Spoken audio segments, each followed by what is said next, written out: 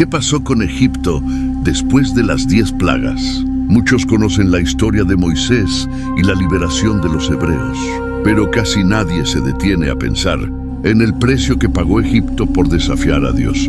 Esta es la historia no contada, la historia del imperio más poderoso del mundo antiguo, humillado, quebrado y finalmente olvidado. Lo que comenzó como una advertencia espiritual, terminó como una ruina nacional. Prepárate para descubrir lo que los libros de historia no se atreven a decir y lo que las escrituras sí nos dejaron como advertencia. Porque si esto le pasó al imperio más poderoso del pasado, ¿qué ocurrirá con los imperios modernos? Antes de las plagas, Egipto era imparable, una civilización adelantada a su tiempo. Dominaban la ingeniería, la astrología, la medicina, la guerra. Sus pirámides, templos y monumentos eran símbolos de eternidad. Sus faraones eran considerados dioses vivientes.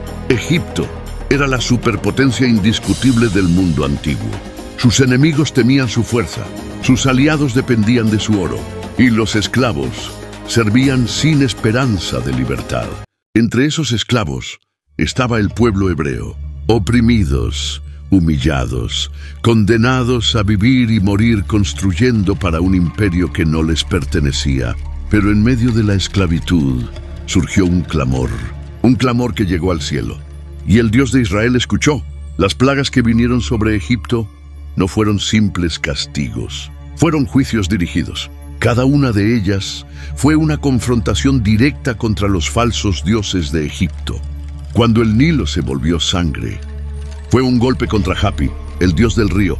Cuando las ranas salieron en multitudes, fue una burla hacia Heket, diosa con cabeza de rana. Cuando llegaron los piojos, las moscas, la peste, las úlceras, cada plaga era una declaración. Yo soy el Señor, no hay otro. Incluso la oscuridad que cubrió Egipto durante 3 días fue una humillación contra Ra, el dios Sol, el más adorado, el más venerado. Y al final, la 10ª plaga, la muerte de los primogénitos. Un ataque directo al poder, al linaje, al futuro y al hijo del faraón considerado divino. No fue solo una historia de liberación, fue una guerra espiritual, Dios contra los ídolos. Y no quedó duda de quién era el verdadero rey. Las plagas no solo fueron señales divinas, fueron golpes quirúrgicos a la estructura más poderosa de la civilización antigua. Dios no simplemente envió calamidades, desmanteló Egipto capa por capa, como si fuera un castillo construido sobre arena, que pretendía desafiar al creador del universo.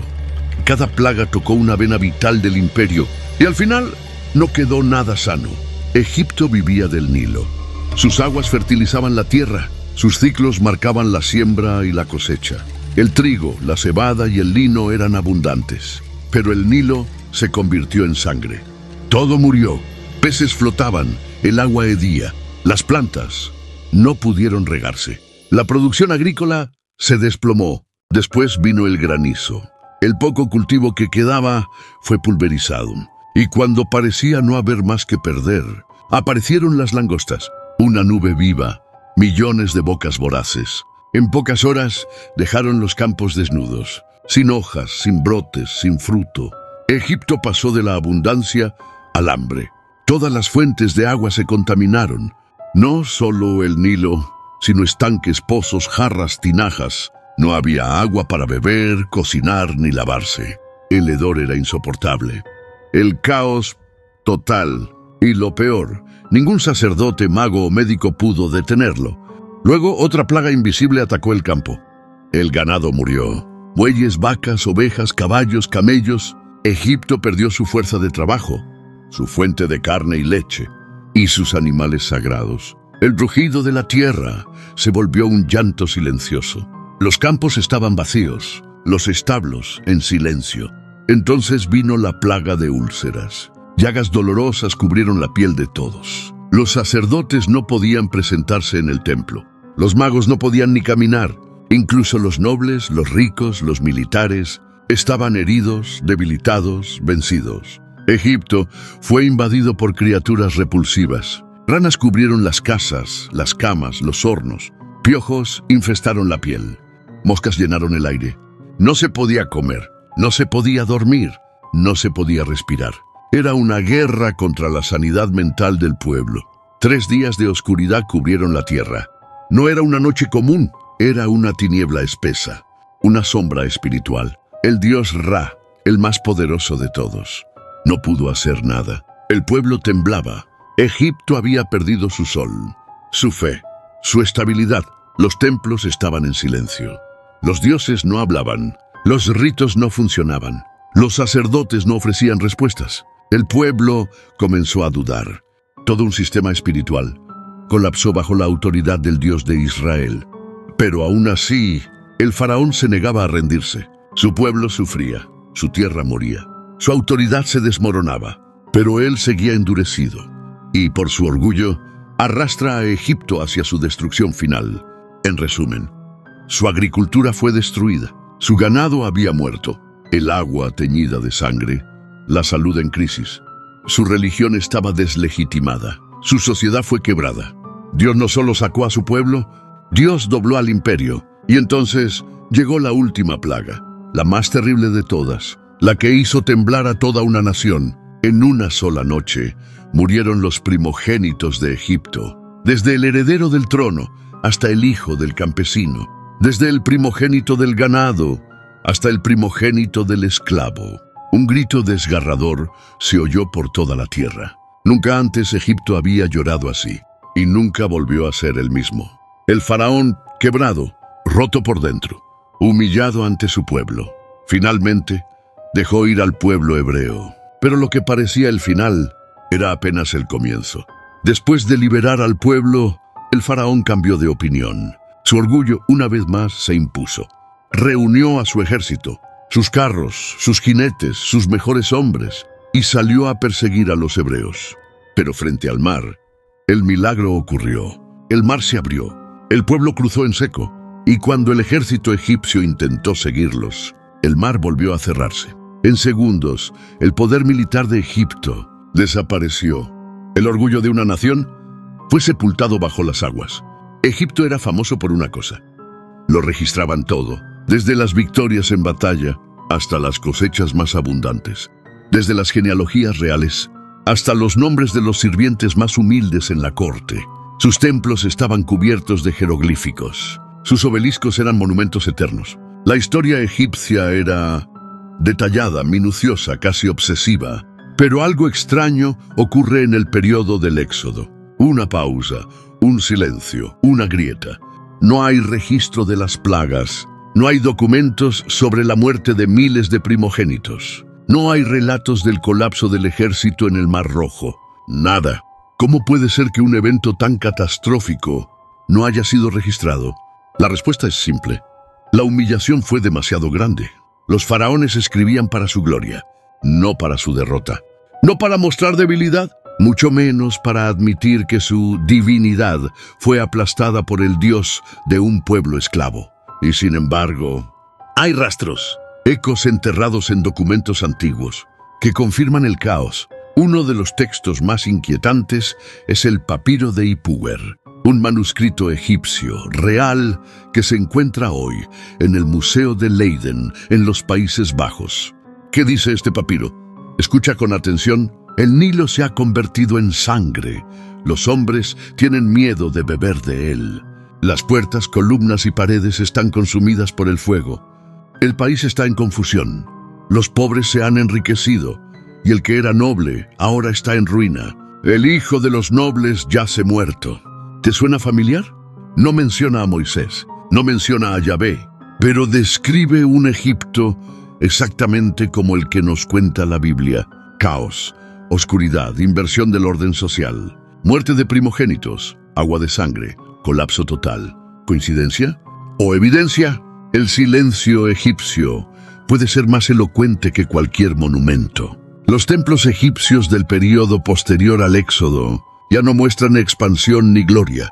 Muchos fueron abandonados, otros reutilizados, algunos apenas terminados. Los historiadores modernos notan un estancamiento repentino, como si algo hubiera interrumpido el curso normal del poder faraónico. Un vacío cultural, un vacío político, un vacío espiritual.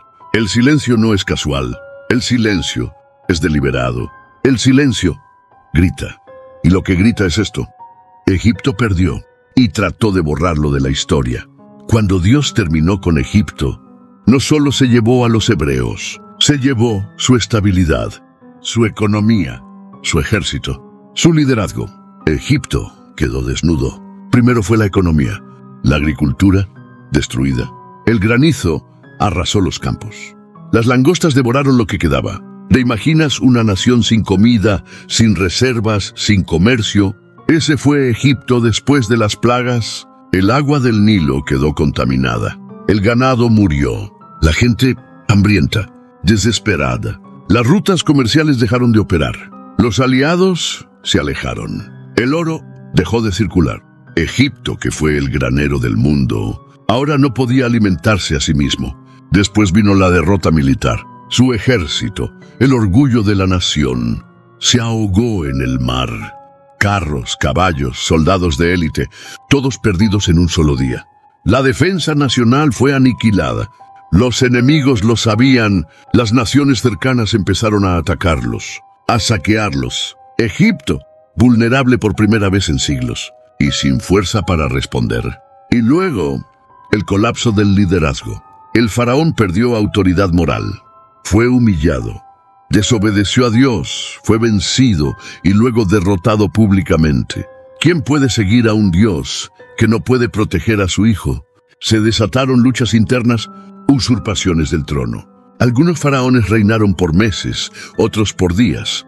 Fue el inicio de un periodo que los egiptólogos llaman la Segunda Edad Intermedia, una época de fragmentación, donde Egipto ya no era uno, sino muchos pequeños poderes. El imperio se rompió por dentro, pero tal vez el golpe más profundo fue espiritual. Los templos se vaciaron.